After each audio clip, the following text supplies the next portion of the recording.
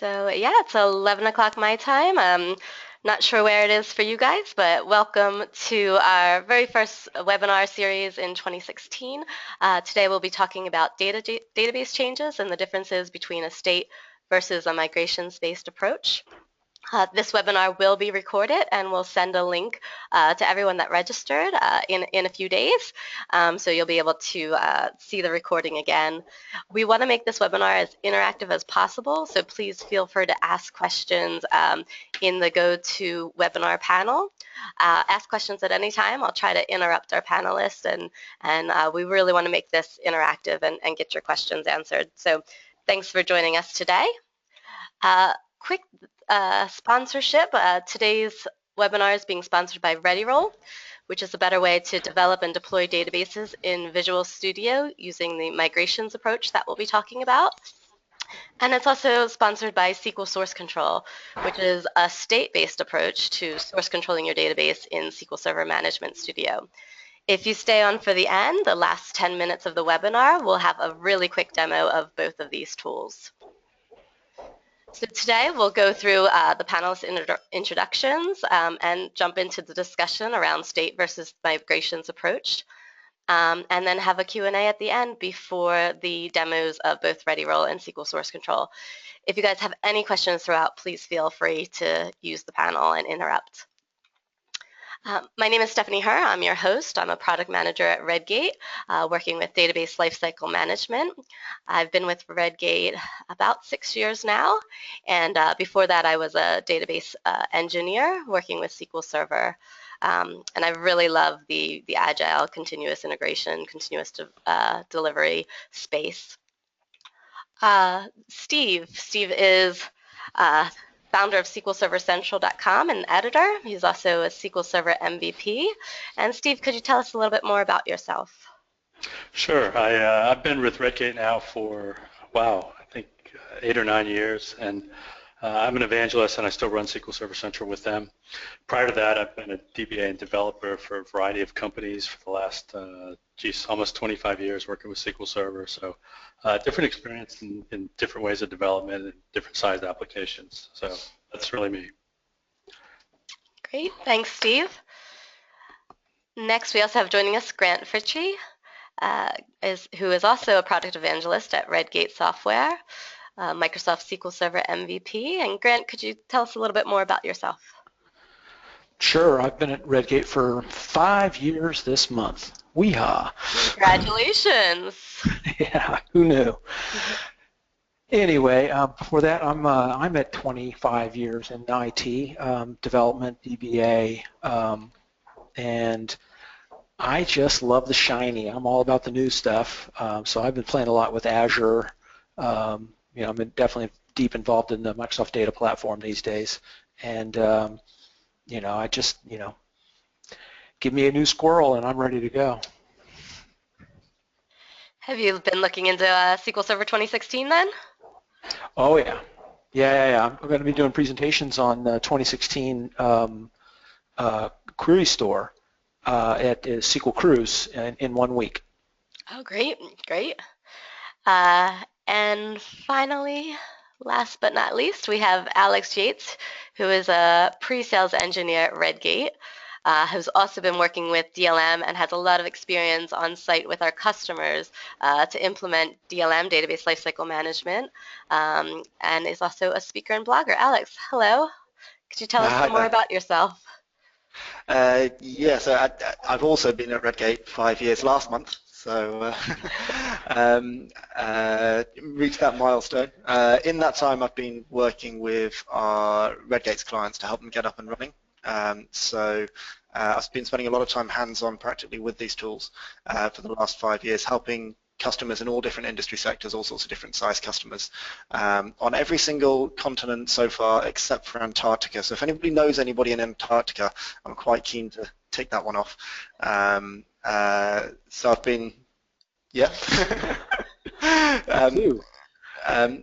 So I've been spending a lot of time implementing kind of change management, automated delivery processes for SQL Server, a little bit of Oracle and MySQL, but mainly SQL Server for the last 5 years. Great. Well, it's great having you guys all here today, and really interesting backgrounds to discuss database changes and this whole idea of a state versus migrations-based solution. So I think we want to get started first by making sure everyone understands what we mean by these two different approaches. So I think, Alex, are you going to take us through kind of the meaning behind a state-based versus a migrations-based approach? Yeah, sure. So when we're talking about keeping track of our changes for databases, there are a couple of different ways that people tend to think about it. Because of the fact that databases are persistent objects, we can't necessarily just delete the version on production and replace it with a new version because, whoa, I had data there. We need to make sure that we can handle our upgrades in a sensible way. So whereas with applications it's reasonably straightforward to keep track of what our code looks like, for databases we need to be a little bit more careful. And that's given rise to two different approaches with that in mind. Now the first approach, next slide. Thank you. So there we go. There we are, that's one. So the first approach is to think about the change that's being applied as your source of truth. In source control, we talk about source of truth. What is the definition of your code? And given that databases change over time, you can't necessarily take out production and replace it with a new one and it be exactly the same because you've got data there. Some people like to think in terms of the changes that will get applied. And other people, next slide, other people like to think about the state that it should be in at a given point in time. And this is really to combat, well, a bunch of different things, but it makes it a lot easier to use traditional source control systems if we do source control how we think the thing is supposed to look, arguably. It means that we can compare one version of the code against another version of the code much more easily. It is easier to potentially implement tools to deploy schema changes from one environment to another just by handling the actual migration part typically with a piece of software, something like a comparison engine to compare the two different databases, work out the script, and off you go. So how that tends to look, if we go to the next slide, please, Stephanie. A migrations approach, you typically keep in source control a sequence of upgrades.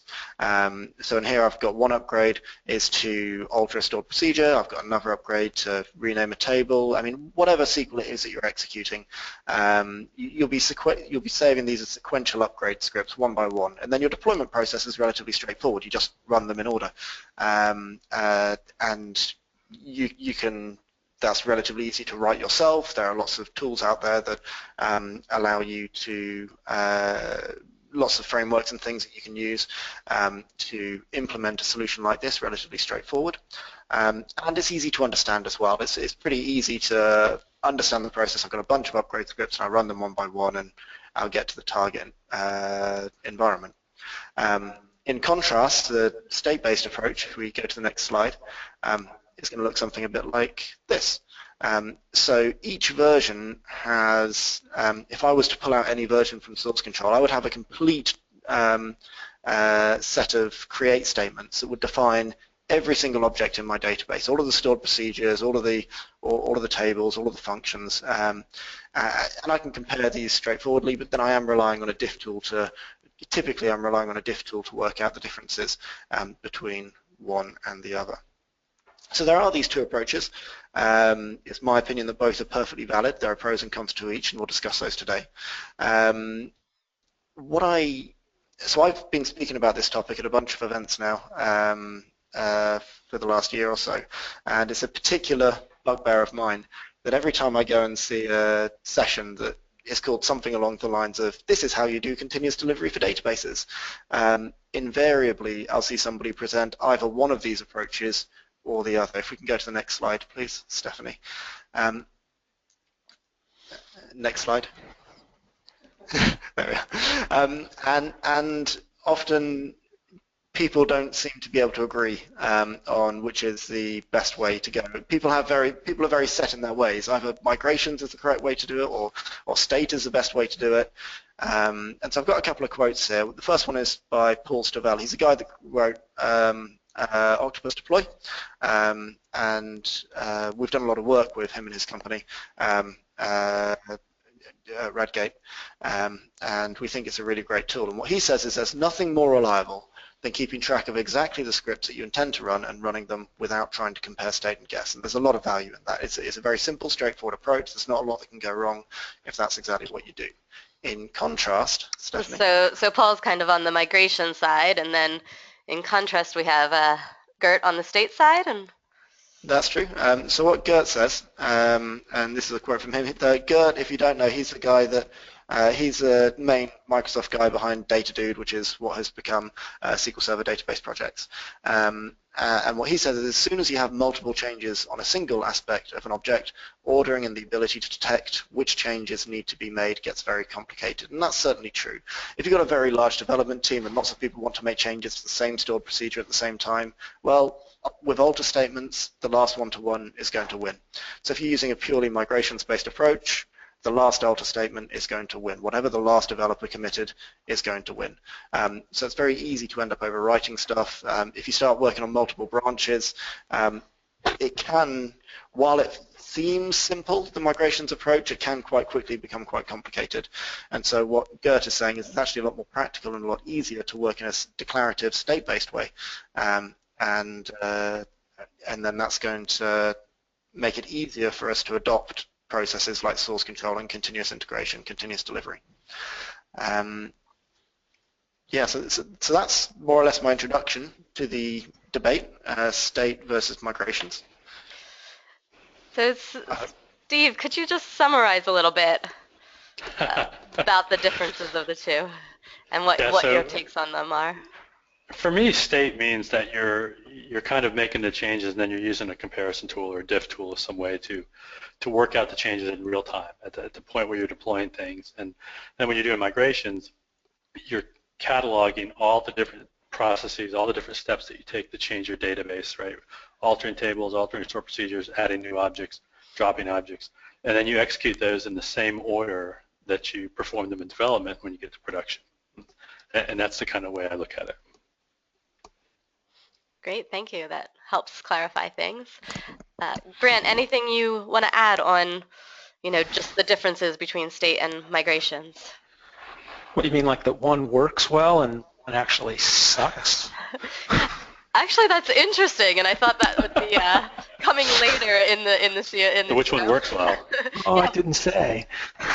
But now that you said that, we need to know which one do you think? We can hold off on that for a little bit. No, I think Alex's explanations are really good, and Steve's summary is dead on accurate. What we call the migrations approach is a collection. I used to refer to it as a we call it a list, not a list.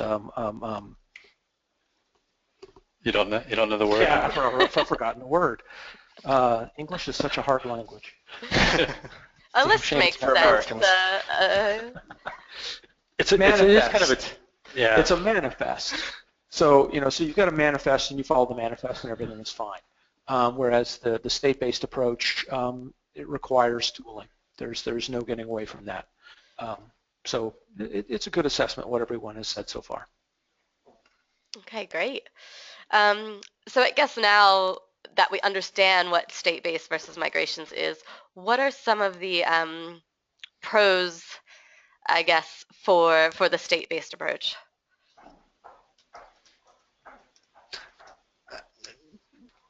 So I'll start. For me, the main one is it's easier, in my opinion. It's when you're wanting to do things like branch or merge, as we do in often. Grant's already laughing. Question. Okay. Go ahead. Okay, I've not looked at the questions yet. I'm sure Stephanie will don't look at the questions. Answer the first one. I think that the declarative state-based approach is easier. I can just make the change I want to do. I can press commit to source control, and it will make it so. I don't need to worry about how the change is actually going to be applied. at least when I'm doing my development, I can make sure I get the database into the state I want it to be. And then if there are any conflicts, I'm going to be informed about that as part of my source control or CI process. If there is, 99% of the time the deployment is going to work fine.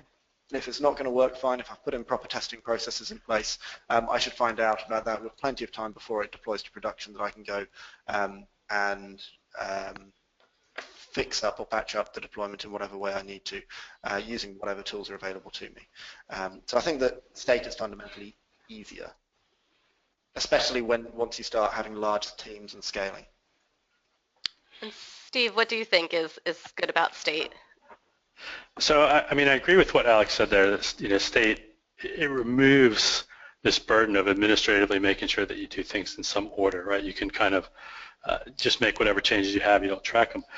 Where it falls down is that there's fundamentally a series of changes. It's a discrete number of 20 or so changes that can't be made in state. So you can't detect that you can't detect what's happened. So if I rename an object, that's an easy one. I can't necessarily detect easily that I've renamed an object. It's entirely possible I dropped an object and added an object. And so state falls down in some of those cases where you're doing those changes. And if you have the need to make those changes, right, if I rename objects, I do vertical splits or horizontal splits or not null columns or any of the kind of migrational activity that requires data movement, then those are difficult to do in the state-based approach. If you don't ever do that stuff, which there's plenty of people that never do that, especially when you work on legacy type projects, then I think state is a much simpler method if you don't have those requirements. And Grant, your thoughts on states and any kind of positive aspects of the state-based approach? Well, the main thing about a state-based approach is that you are coming at it from a known place. You're right. You've defined a state that you're pulling stuff from. So having that baseline, having that beginning point, whatever it might be, and however you define it, and believe me, with branching and all the other stuff that you can do within source control, there's a million different ways you can attack that, good, bad, or otherwise. But it does provide you with a known state. And as a production DBA, I've got this funny quirk about my personality. I actually kind of want to know what's going on. So that's why state becomes very attractive to me. So at any point of time, you could say version 1, 2, 3 of the database is exactly this. Each object this is the create script for every single object. Okay. Well, and that's making an assumption. That's making an assumption that your biggest assumption, you're deploying from your source control system, and that if it's not in source control, it doesn't exist. If you're working off of that methodology, state's wonderful. If you're as I've seen some people say, it was like, well, yeah, we're sort of in source control. We sometimes use source control. Yeah, then you don't know what's going on. So it's totally a different world there. The other nice thing about state is that when you are looking at the code, however you're doing it, you can kind of see what the code looks like at that point in time. Whereas if I do an alter table statements, then whether I'm in source control or not, the last script that I see is just alter table, add column, drop column, whatever it is, right? And so having to understand what the state of that object is a little bit lost.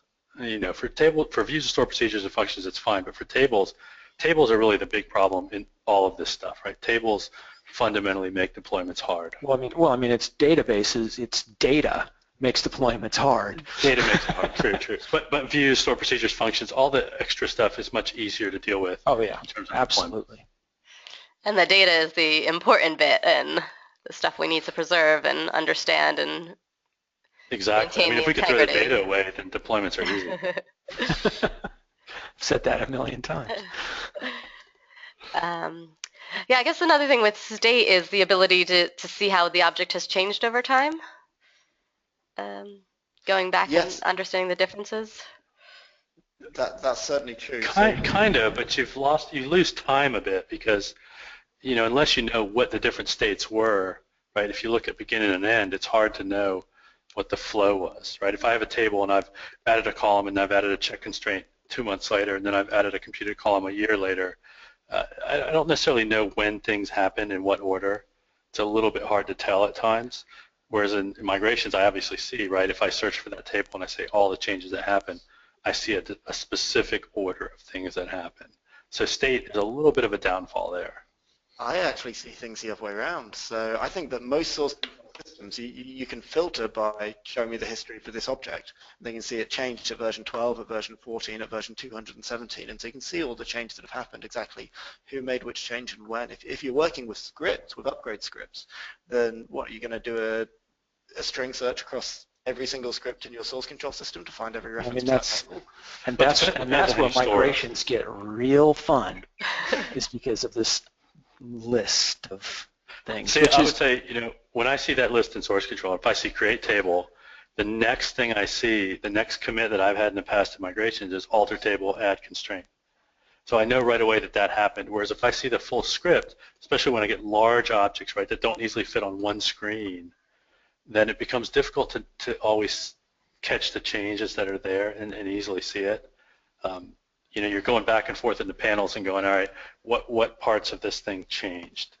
And it's slightly cumbersome in state and it's only over time, right? When we do this in short periods of time, and across a few months, it's much easier. But when I work with stuff across years, right, I've worked with systems that have taken years where I'm constantly developing them, it's much more difficult to track in state if I just see the... Only as long as you don't have any kind of tooling that assists you in taking a look at that. If you're looking at the raw source control file, you're right, it's harder.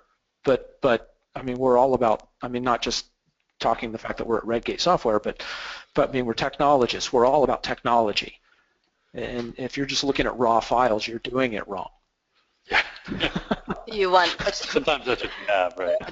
I think it does also come down to the way you think about databases as well, because some people fundamentally think about the changes you make to a database in terms of how it changes, and some people fundamentally think about it in terms of I was in this state, now I've gone to this state, and that does mean that just if your brain thinks about databases one way, then that way is going to appeal to you more. And if you think about it the other way is going to appeal to you more. Like for me, I would find it a lot easier to look at two pieces of code side by side, fire up a Redgate tool or a non-Redgate tool, beyond compare, KDiff, whatever it is, and it'll just show me all the differences. It'll highlight them nicely for me. And I find it a lot easier to think that way. But Steve has got a lot of experience in a different direction. He thinks about things differently. So I think it depends a lot about how you think about the changes as well. And it depends on what kind of software you build too, because I've tended to work in legacy systems or evolutionary software where we build something and we constantly modify it, right? So we're always concerned about what are the last few modifications that we've made, and so I like migrations keeps that a little bit simpler. Whereas if I'm building software like I'm installing for a client, or I'm always deploying that somewhere else in a new version, and I don't know if I'm going from version 1 to version 2, or version 1.2 to version 2, or version 1.5 to version 2.3, state becomes slightly more attractive then. Because there are certainly issues with migrations. I mean, I'm not saying migrations are better. I like them better, but there are definitely issues with migrations. So we talked a little bit about the benefits of state. Can we talk about the benefits of migrations? There are some. Well, that's what I'm asking you. Steve, why don't you start? Well, so I think, in migrations, when you do things in that way, you can handle any case, any change that happens to a database, you definitely can cover. And so your process for adding a store procedure versus renaming a table, the process is exactly the same. And I have confidence, a lot of confidence, that I know exactly how things will proceed. I have a fine granularity of control there, which with state, there's times I'm going to have to do migrations approach. So I'm mixing my approaches, and I'm also have to have confidence that the tool is working completely correctly. So if I'm doing things, where I've got replication involved, or I've got high availability system set up, or other things that potentially impact the way I make changes, it's a little bit more difficult with state. I'd certainly agree with that. So the attractive thing, as you say, about migrations is you do not have to rely on a tool. If the tool can't work properly because you're renaming a table or something, you have complete control. With great control comes great responsibility. Because if you write it wrong, it will execute wrong every single time you run it. But it does mean that you have complete control. You don't have this dependency on the tooling that you're going to use, and it's easy to understand how this is going to work, and I think that's very, very attractive. Yeah. Yeah, I mean, the big strength there is that you've got a well-defined script that everyone knows what it is, and you've got an order in which those scripts run that you can control, and there's a lot of strength there. I mean, no lie, it is simultaneously a giant weakness. Yeah. No, it puts burden on the developer DBA to do that. The other thing I'd say that with migrations that I've had problems with is migrations does not allow you to do collapsing of changes. So if I change a store procedure 300 times in its lifetime and I'm installing a new client, I'm going to compile that store procedure 300 times to do the deployment. Or if I'm doing table changes, right, like if I say I'm adding a column to the sales table and then I add another column to the sales table and then I add a constraint to the sales table, I'm going to do 3 alters in serial, and that can be time consuming. When I've migrated large ERP systems on Oracle and DB2 that use migrations approaches, and we literally had 24 to 36 hours of upgrade time while scripts just chugged against tables, and they would add a column, and then all the data changes. Then they add another column to the same table, and so now my alter takes twice as long when I could have collapsed that in a state-based approach. Well, I mean, and the problem I ran into is that, while we're in development, we don't know what we're doing. I mean, I'm not saying developers know what they're doing. I love developers. I'm a developer. It's like I support developers. But what I mean is that you think you need this column, so you add it. Then you go, wait a minute. We already have this column in this table. We don't need to add this. Let's drop it. Oh crud, you know what, we're multi-purposing that column now, so we need to add in another one so we make sure that we've got a single purpose for each, each data goes into one unit, it's used one time, so we got to add that back in. Oh wow, what were we thinking? That's the wrong data type. Drop that off, add another one back in. We've now modified the one column, add, drop, add, drop, add, drop, add, drop, and in a migrations approach, that's fun. Only the problem is if you consider migration scripts immutable once they get a source control, that's a huge problem. But I've worked places where we didn't do that. So if we recognize in development, we added a column, we dropped it, we added a new one, we drop those first 2 scripts out of the migrations approach and throw them away and physically move them in source control so that they're not part of flow. But then that basically means that you're taking away history out of your source control system. Yes. Which is horrifying. Yes. And then you do have to make sure that you're curating these scripts. It's not... Absolutely. Okay. The burden still falls on the developer DBA. Absolutely. But I'm lazy. But I understand. Well, that's why I've had 24-hour migration windows. But going back... Go to the top. Going back to your example though, where you're adding and removing columns and doing all of this stuff, that's precisely, while it's horrible to go through up and down and take that winding path to where you eventually want to get to, it's also one of the great strengths of the migrations-based approach, because adding a new not null column, for example, in a state-based approach is one of the classic things that makes it fall over. Because in a state-based approach, I'm comparing, this is a classic thing that's going to work on my machine as well, because I don't have data on my machine, so I'll add a new not null column and it'll work because I've got no data, and then I try and run this on production, but yet production's got data. I've got the not null column, I've got a failed deployment, that's bad news. Yeah. So whereas you just don't have that problem with migrations-based approach. So while it might be slow, it does mean that at least all the changes can potentially be formulated in a way that makes sense. Absolutely. Well, I mean, it goes to a saying that's very popular in my house right now. Embrace the healing power of and. Because there's nothing that says state-based and migrations is necessarily a bad way to get things done. Because there really are strengths to both approaches.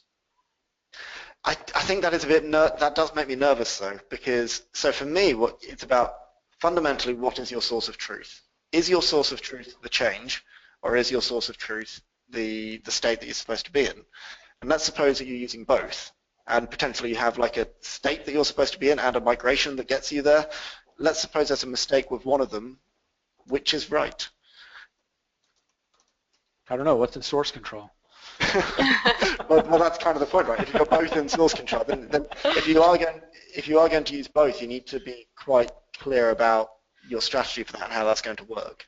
Otherwise, you can end up confusing yourself and getting around. And one guy will say, well, it works based on the migrations, and it doesn't work based on the state. That's messy. But you can't ever just do a state-based approach, Alex, because if you have not null column additions, or if you have vertical splits, or or you have some of those cases, you cannot do that with state. So there are occasions where you can. I agree that in most occasions you can't. So for example, you're a greenfield project.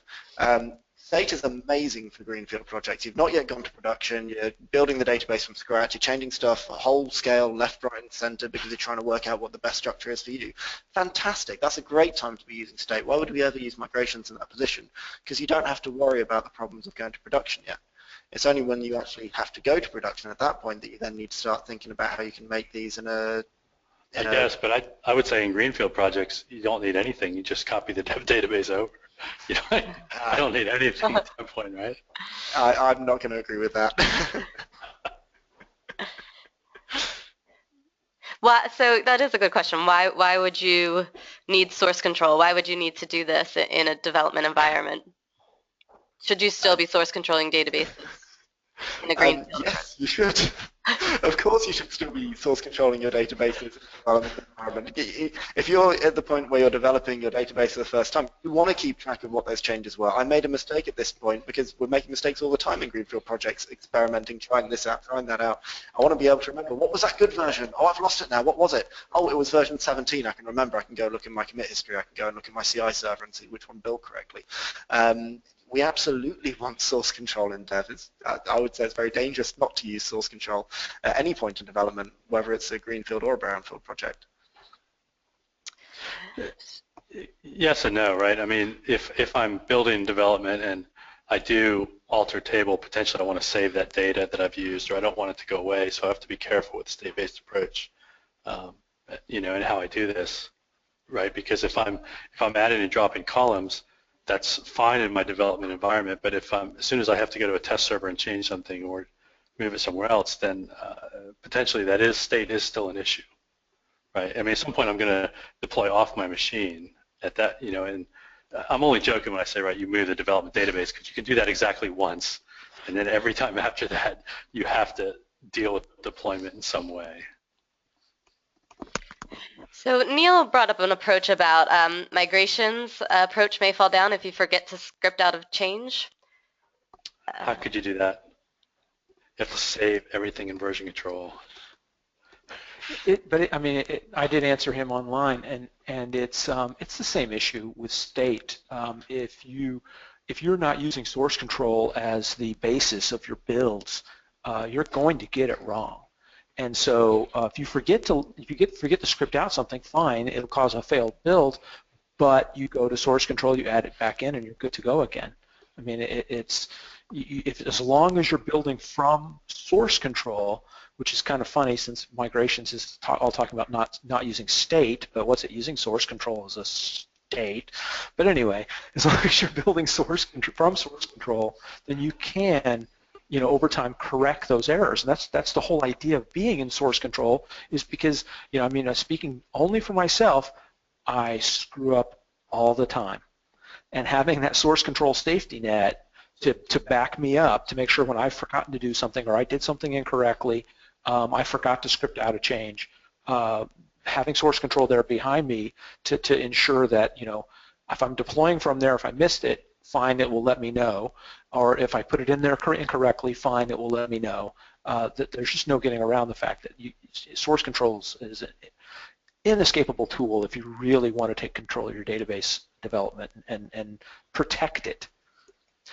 I'd like to pick up one of the things that you said there, which is that source control is your source. It's the definition of the state. I think those people that are migrations on the migration side would also say that you've got the state there in source control, because if you run all of the scripts, then you end up in the right place, and that's a perfectly logical argument. My question to that, my question to why that would be not a great way of defining the state is you're defining the state of this table by this edit and this edit and this edit and this edit and this edit and this edit, all the way down the list. But the point still stands. They are still keeping the state in source control, just in a different format. True. Yeah, I agree.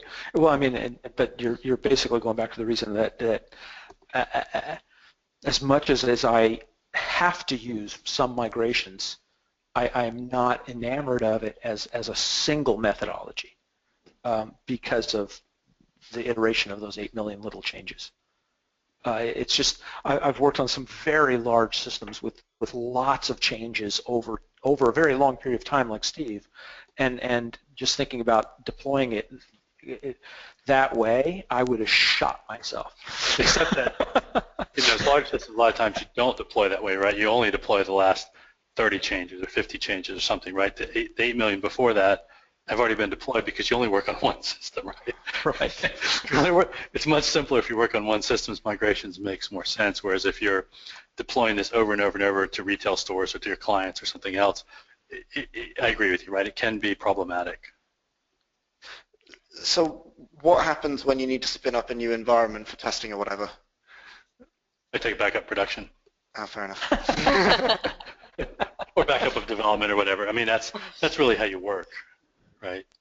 I'm sorry, I love you developers, but you cannot have a copy of my production database. That's a whole other webinar.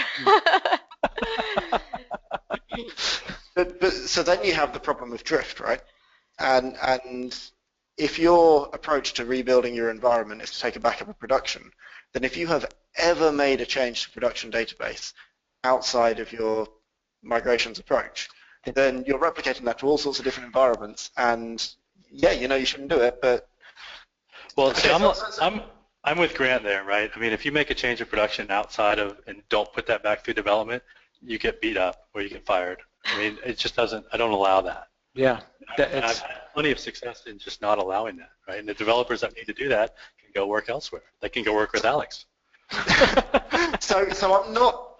So I agree with you, but I think that the people who make changes on production, effectively what they're doing, they're making a decision there and then that the amount of time it will take me to go through source control, go through my build process, go through the bureaucratic process it takes to actually get to production, what's your cycle time that we call that? No, it's not that you can't make changes to production. It's that if you make a change to production, you then go make it in development right away. So what you're saying is the human beings that make the changes in production never, ever, ever, ever make mistakes, and you can guarantee that? Yeah. It's not that human beings don't make mistakes, because they do. And guaranteed they always do. I always do anyway. But what you do is you build a process in support of the human beings. Yes. And your process does not make mistakes. You ensure that all your human beings are following the process in support of them. It's covering your behind. It's protection on a multi-layer, multi-tier basis. And when you set it up and you follow it and you tell people your job is to follow this process. I like that as an idea. And you're laughing because you know it's an idea as well. So the reason I like it as an idea is I've worked with hundreds of customers on every continent in all the different industry sectors, and I've never seen anywhere where they've allowed changes on production and they've never made a mistake. And they will tell you from the start that yes, there is environment inconsistency. It's just a problem we have to work with, and that's a scary problem to have to work with. And the reason I think it's relevant is if you're working on a migrations-based approach and your approach to creating a new environment is to do a backup of production and not to build from source control, then that environment consistency persists and it stays and it becomes something that's really, really hard to get rid of. Whereas if you work in a state-based approach, it's very easy. You compare the current version you want to deploy to the production database and it'll list up all of the differences, and if there's anything you're not expecting, well, you just found it. Yeah, but I'll tell you it has worked, Alex, because I've done it, and it really comes down to you're auditing on production and you're also doing well-known stage deployments to a copy of production from development so that you catch, anytime somebody has made a change, you always catch that there's a difference. And then what you do is you feed that difference back into development, and then you go yell at somebody because you're like, you obviously are not following the process somewhere. And it's not about the people being perfect. They're not. I mean, Right. like I said, I make mistakes galore, but you've got a multi-layered, multi-tiered process that gets in front of me as a failed human being and make sure that I can't burn down the production server because of my failures. And that's the trick is you've got to set up multiple checks. I mean, that's why we talk about a CI process as well as source control. That's why we talk about a pre-prod or staging environment that validates your scripts before you go to production. You know, it's multiple layers, not because, you know, can I write an alter table script and get it right the first time? Yes, cool, done. Let's put that in production. We're finished. Okay, but can I write an alter table script and screw up? Yes. So let's run it through the CI process and then maybe have it be QA'd and have it run through the staging environment before it gets to production. So it's just you keep doing that over and over again. And then when you have that 3 a.m., oh my God, I've got to do this change now, you also go back and make sure you put it into source control because you know the next day when the CI process does a restore from production and it fails, guess who's getting an email? Hey, Grant, the build failed today. Do you know why? Oh, I forgot to put that change in source control. You know, and now I'm famous in the company because I've broke the build the last 3 days running. Don't do that, kids. Seems like you have a +1 from Philip coming in on our questions about doing managed controlled deployments for years. So yeah, it definitely seems like what you're saying, the process around it and the, making sure you're able to catch those things. And if there is a change on production, rolling that back into your development environment so it's not overwritten and, your dev environment mirrors, closely to what production is a good thing. Earlier, we were talking about the migrations approach and how you kind of just get this long list of things that then have to be run one after the other, one after the other. So we have a question from Andrew about, with that approach, are you able to rebaseline so you aren't running, 1,000 scripts from the year, and you're just applying the more recent changes? Have you seen that working? I think it's necessary. So I have seen people that as part of a CI process will build up their database from scratch each time, and after X time, that process just takes forever. So at some point, you archive that off, you put it in source control, you take a new baseline and say, right, we replace all of those 150,000 mini scripts with one Uber script that creates my database from scratch, and we start building from there. I think it is a necessary process as part of the tool. I believe we're going to look at Readyroll later today, and I believe there's actually a feature built into it that does that, or maybe I'm completely wrong.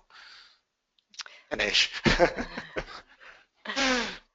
So yeah, I think it is necessary. I think it's important, not just an optional thing. I think it's important. Yeah, I mean, I've seen software that doesn't do it, and it's a nightmare. But the smart people will rebaseline at major versions. So at 1.0, 2.0, 3.0, they'll have a script that gets you just to 1.0 if you need to do deployment. A state. Exactly, it is a state. It is a state. It's a hybrid approach. It's an and. So we're still talking about embracing the healing power of and. Okay. Yeah. And so if you do a deployment, they say we go to 2.0 and then we run all the scripts from 2.0 to wherever we are currently. So that's really the way it works. Okay, that makes sense. Actually, I did not. I've been so migration averse. I did not know you could do that. So it's a little bit of a nightmare administratively to deal with that. To have people be smart enough to go, this is a 1.0, this is a 2.0, this is a 3.0 script. So it's a little bit of a hassle sometimes. But so you branch within source control to make that happen? Is that no, typically you just have you create a state that says this is 3.0 and here's the state of all the objects at 3.0. And so you would run that clean database only, right? It's only a way to no, I get it. get to that point. Okay. you know, and Readyroll kind of supports this idea because you could, rather than saying 1, 2, 3, 4, 5 for my script names to 8 million, right? I can go say here's 2.0 and then here's 1, 2, 3, 4, 5 above 2.0. And so I have the ability to then kind of baseline from that point and then start doing the alters and the changes and all that stuff. Okay. Is there one over the other if you're doing more of a continuous delivery type where you're doing lots of small releases maybe on a daily or weekly basis? Have you seen one work better than the other? Or I think based on the conversations you've just heard, no. Yeah.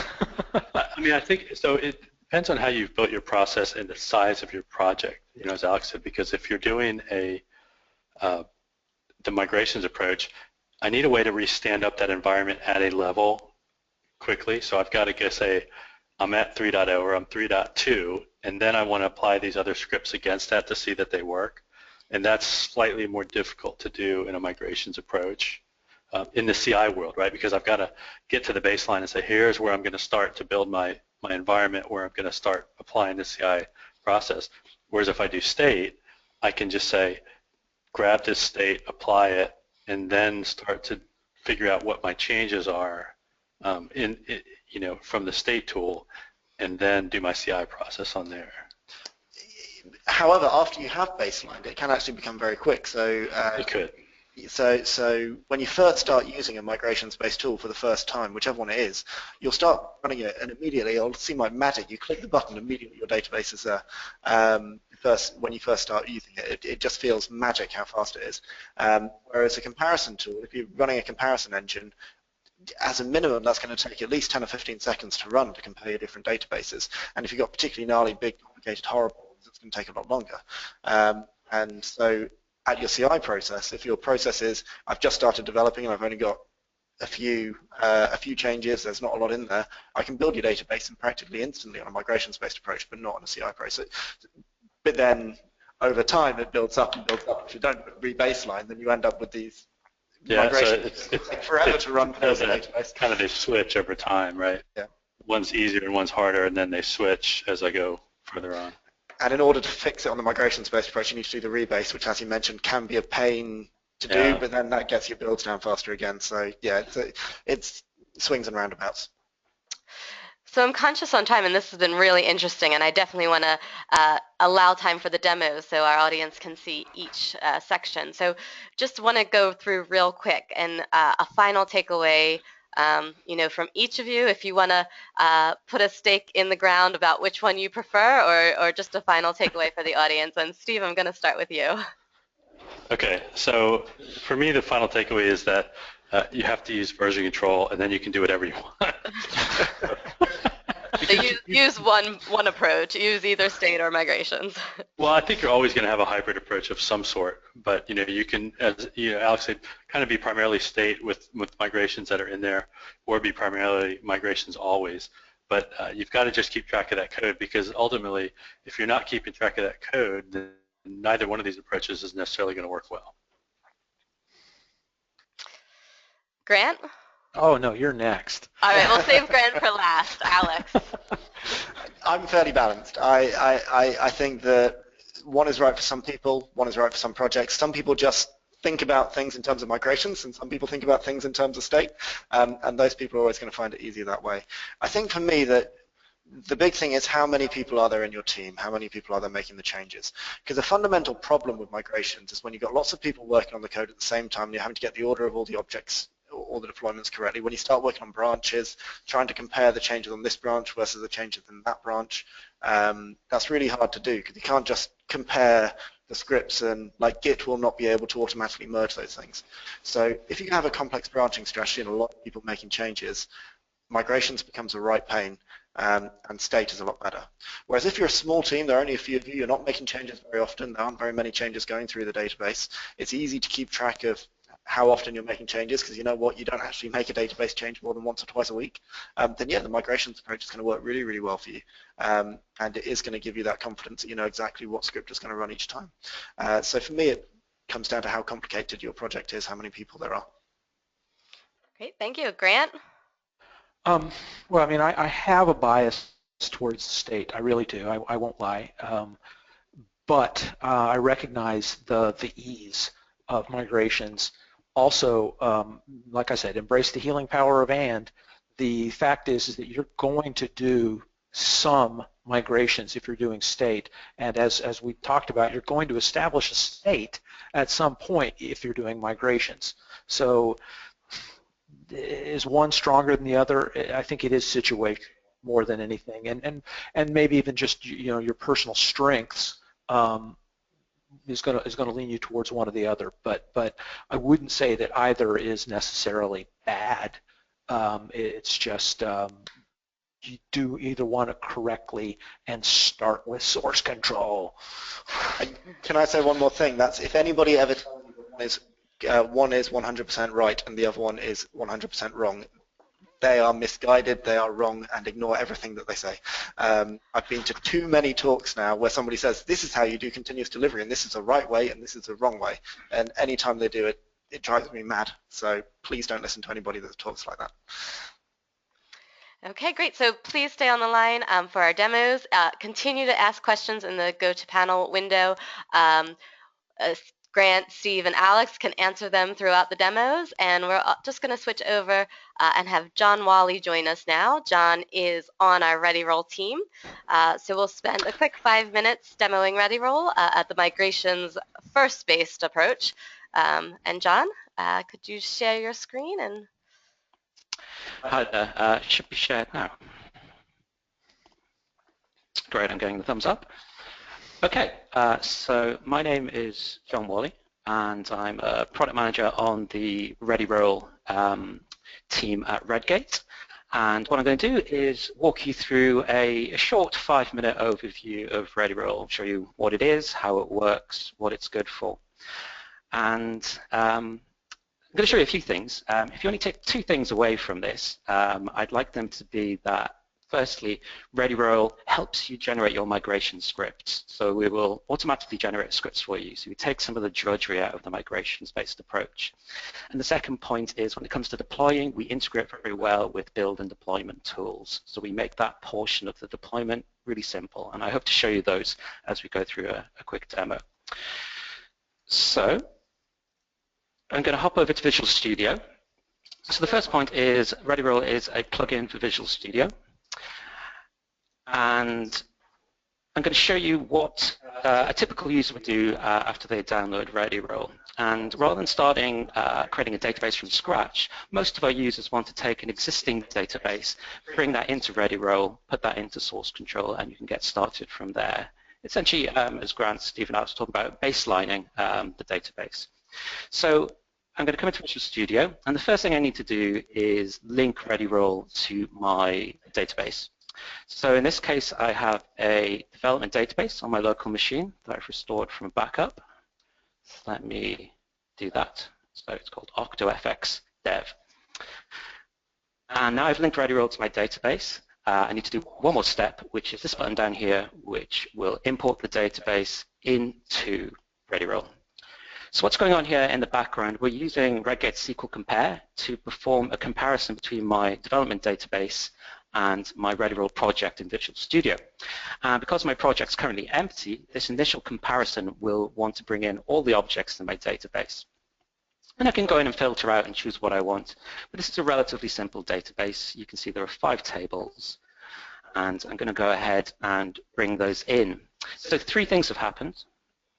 Down here at the bottom, Readyroll's given me a summary of changes. So I can see the objects that will be imported. Over here, on the top right, in the Solution Explorer in Visual Studio, you can see I have a migrations folder, and inside that I have my first migration script. And this one represents the initial state of the database. And if we come over here to the editor at the top left, we can see the contents of that migration script, and it's a fairly simple one, so we're creating these 5 tables. And I can go through and I can check everything is doing what I want. 9 times out of 10, the automatic generated script will do everything, and so if I'm happy with that, I'm going to do one other thing before I commit this to source control, which is, and this is really important in Readyroll, which I'm going to verify the script. So we have a button down here to do that. And the first thing it does, it pops up this window, which is asking me, do I want to import programmable objects? we definitely do. We really recommend this on the Readyroll team, so I'm going to hit yes. And what I'll do is I'll come back after I've gone through the workflow, and I'll talk a bit what we mean by programmable objects in Readyroll, because it addresses one of the points that the guys on the panel brought up, and so it's really relevant to this webinar. So if there were any problems with my script, say there were invalid references, invalid objects, then Readyroll would catch them, and I'd be able to go and fix them before I commit to source control. So we're catching errors as early as we can here.